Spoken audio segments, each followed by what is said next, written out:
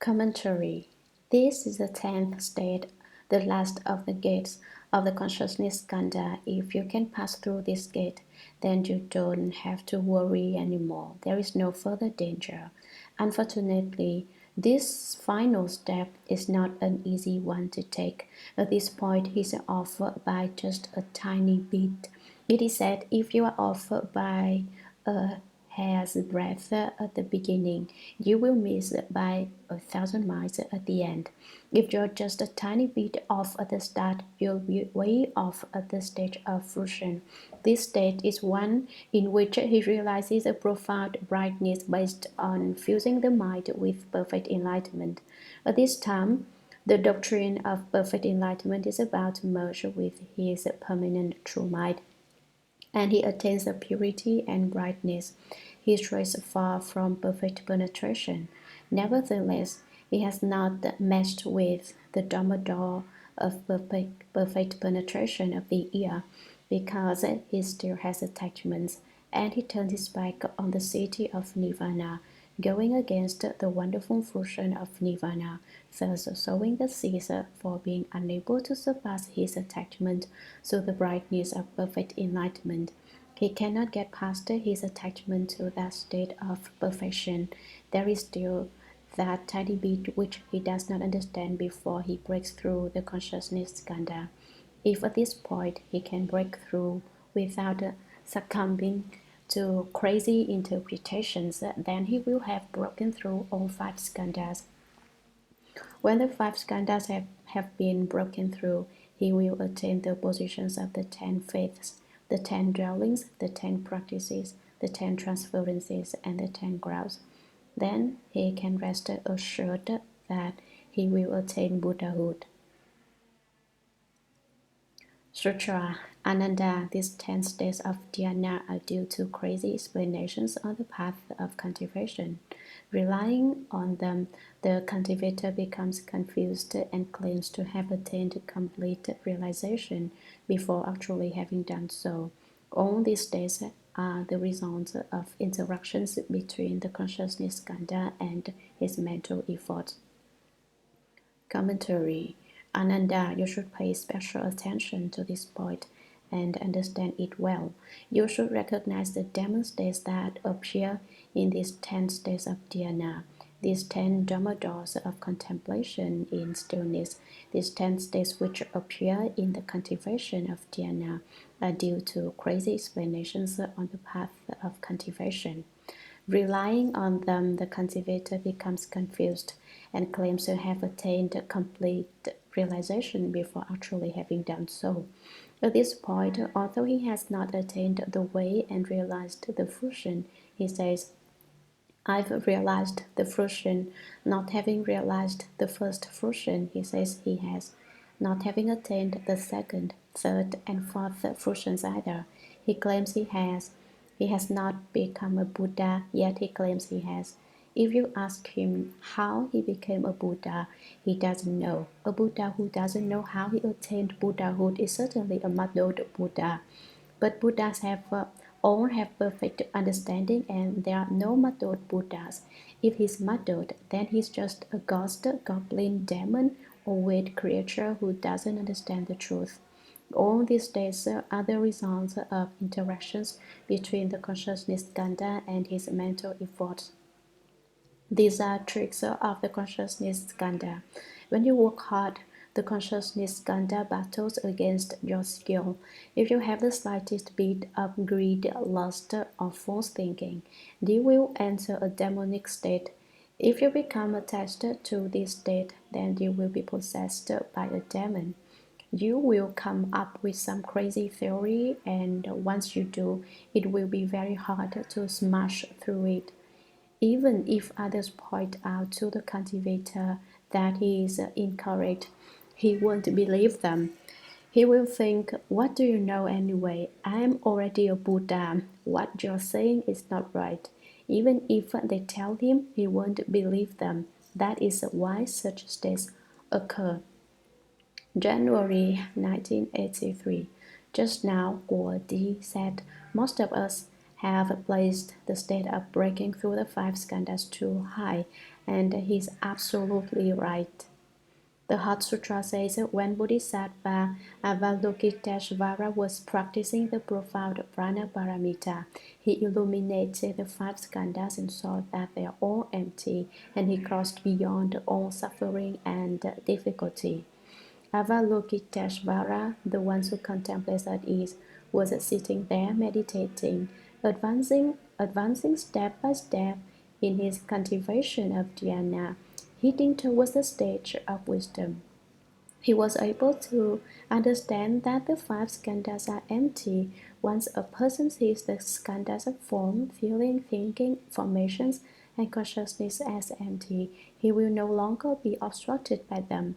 Since they no longer cover him over, his wisdom comes forth. At this point, he has not by any means realized any fusion or left the triple realm. He has some wisdom which allows him to leave suffering and attain bliss, yet he has not really left suffering and attained bliss. He still has a ways to go. He still has to deeply enter the sutra treasury and have wisdom like the sea, and to not be turned by states. Right now, he is still being turned by the states of the five skandhas. Not only has he not realized the fourth fruition, he hasn't even reached the first fruition. An arhat of the first fruition can walk without his feet having to touch the ground. His feet are about half a centimeter off the ground, so they never get muddy no matter where he goes. That's because he has eradicated the 88 grades of delusion of views. The delusion of views involves being confused by the state one is faced with and becoming attached to it. When one realizes the fruition, the eyes see forms, but inside there is nothing. The ears hear sounds, but the mind doesn't know. One sees everything as empty, and one has no attachments. So how could one catch on fire and become possessed by a demon? There are no demons to encounter and no fires to catch. Being confused by principles and engaging in discrimination is called the delusion of thoughts. Sages of the second and third fruition must cut off the delusion of thoughts. If someone had already cut off the delusions of thought while cultivating in the realm of the five skandhas, would he be entertaining all kinds of wild thoughts and speculations? Would he make all kinds of discriminations as he investigates the principle? No way. He would be able to decisively resolve any matter which comes up without having to discriminate and speculate about it. Those false thoughts all come from his consciousness. His consciousness is constantly discriminating the subtlest details. Not only has he not realized any fruition, he can't even ascend to the heaven of neither thought nor non-thought. Why not? Because he hasn't even seen through and put down his body.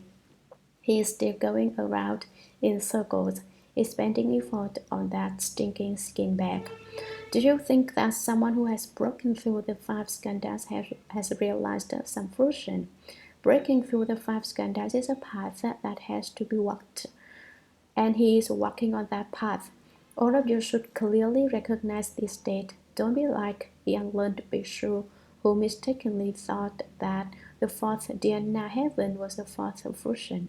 A person who has broken through the five skandhas is only at the level of the first or second dhyana. He is still in the very early stages of cultivation. He has only just begun. You shouldn't mistake an elementary school student who has just begun his studies for a college graduate. Tried prodigies who advance very quickly in their studies are not that common. In fact, they're extremely rare. You should be very clear about the Dharma. I didn't say this earlier because I wanted to see how much wisdom you all had. If a person hasn't cut off the delusion of views and the delusion of thought, how can he have realized any fruition? It would be impossible. January 1983. He hasn't realized any fruition yet. Those are all false states. Even if he has broken through form, feeling, thinking, formations, and consciousness, he still hasn't realized any fruition. He's just traveling on the path of cultivation, that's all.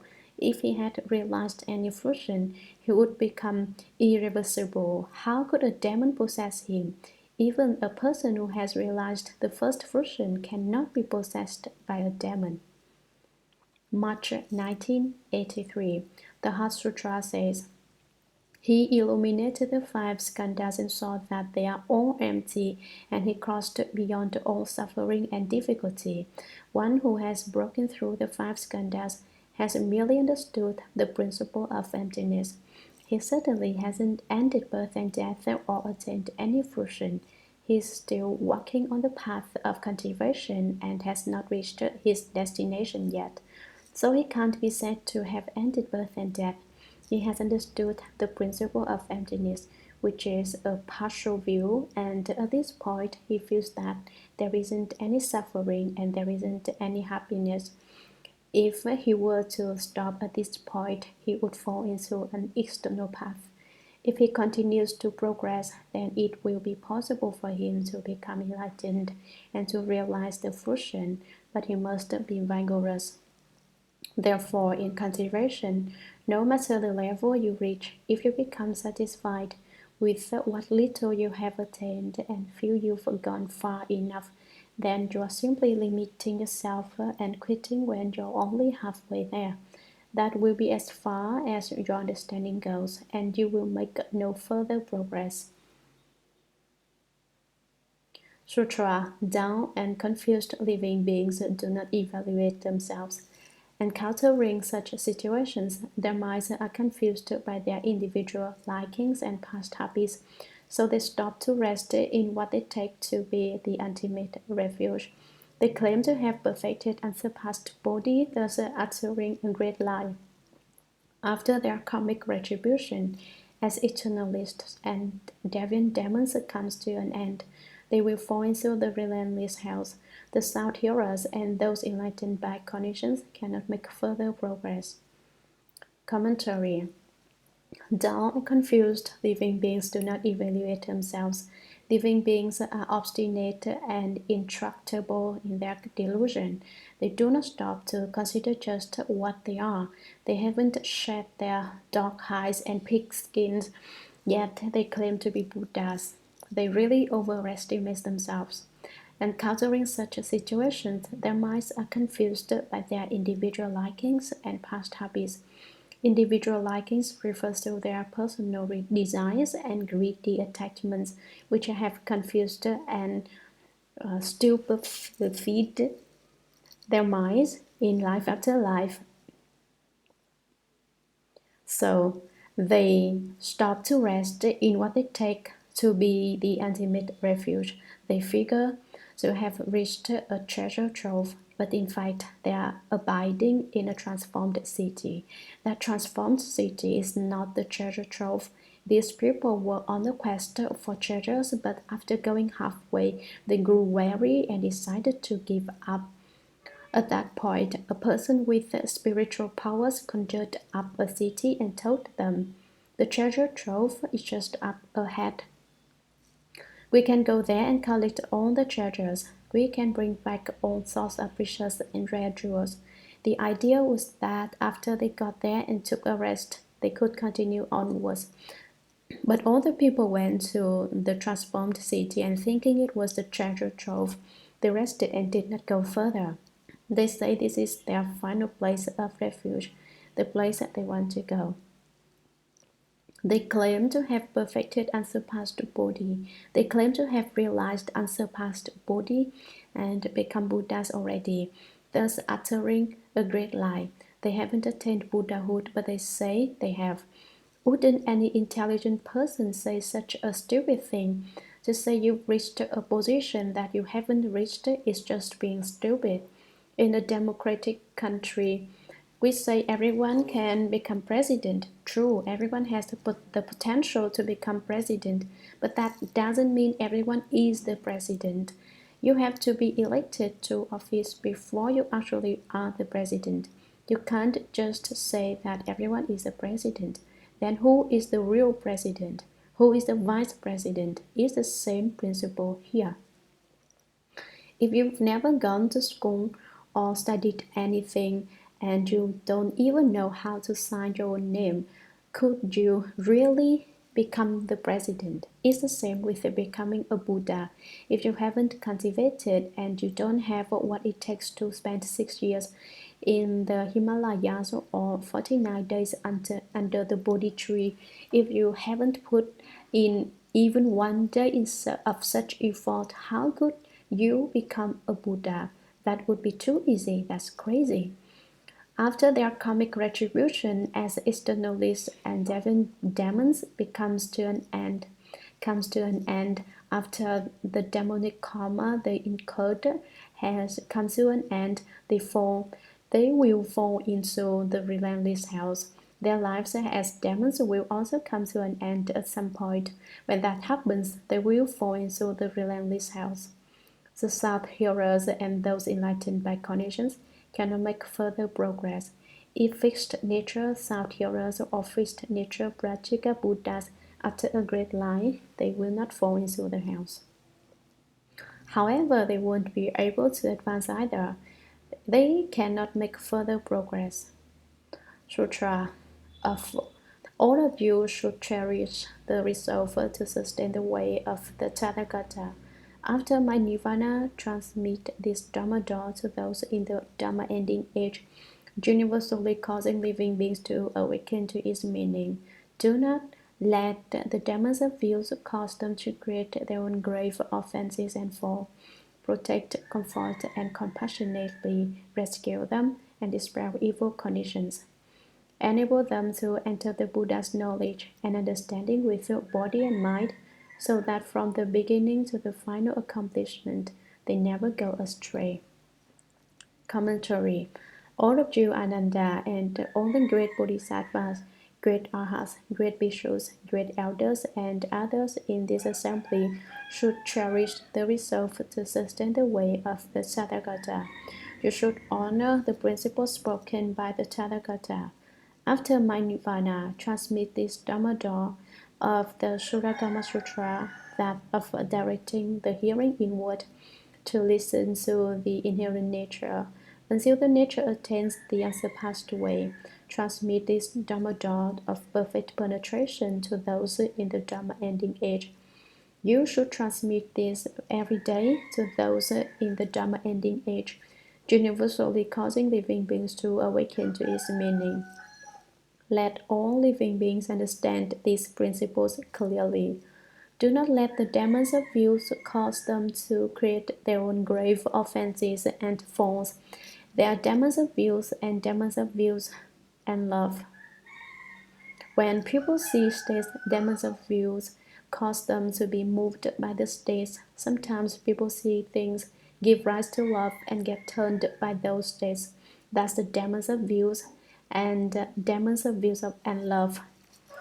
Don't let them cause people to create offenses and fall. Protect, comfort, and compassionately rescue them, all living beings, and dispel evil and improper conditions. Subdue the crazy mind and wild nature. Put an end to wrong knowledge and views. Enable them to enter the Buddha's knowledge and understanding with the body and mind, so that from the beginning to the final accomplishment, they never go astray. Do not allow them to be sidetracked and as they walk on the proper path